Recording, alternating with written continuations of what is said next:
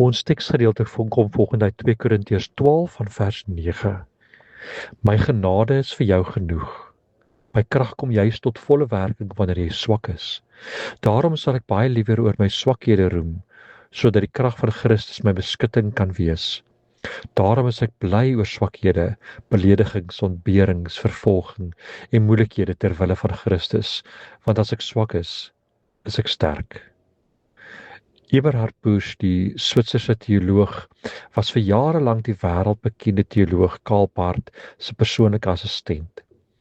Barth het 'n ongelooflike impak op Eberhard se lewe gehad, soveel sodat hy self later professor in teologie geword het en boeke vol geskryf het oor Karl Barth se intellek en besondere insigte. Daar's 2 stories wat by hom bly. Die eerste was oor hoe Barth, soos almal wat ouer word, ook gesukkel het om hierdie fase van sy lewe te aanvaar en te verwerk. In sy laaste jare, so het Busch vertel, was hy erg verswak, maar steeds sou hy vasstou aan die lewe. Sy woorde aan Busch in die tyd was dikwels: Eberhard, ek wil nie nou al sterf nie, ek wil nog lewe.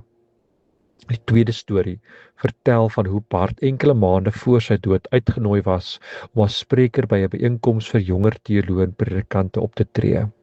Op pad daarheen het hierdie groot geleerde egter skielik onseker geword en teenoor Busch gekla dat hy nie weet wat om te sê nie. Waarop Busch hom getroos en voorgestel het: kalmeer nou eers. Kom ons gaan sit buite die tuin en rook saam ons pype voor jy ingaan. Dit sal help.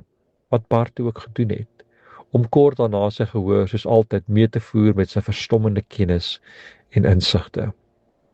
In albei stories herinner ons daaraan dat ons niemand moet oorskat nie, selfs nie eers die slimstes of beroemdstes nie. Ons is almal menslik.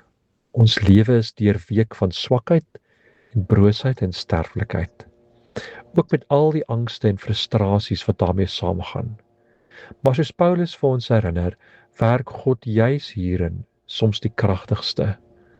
Laat ons dit ontvang as 'n troos en daarin rus vind. Amen.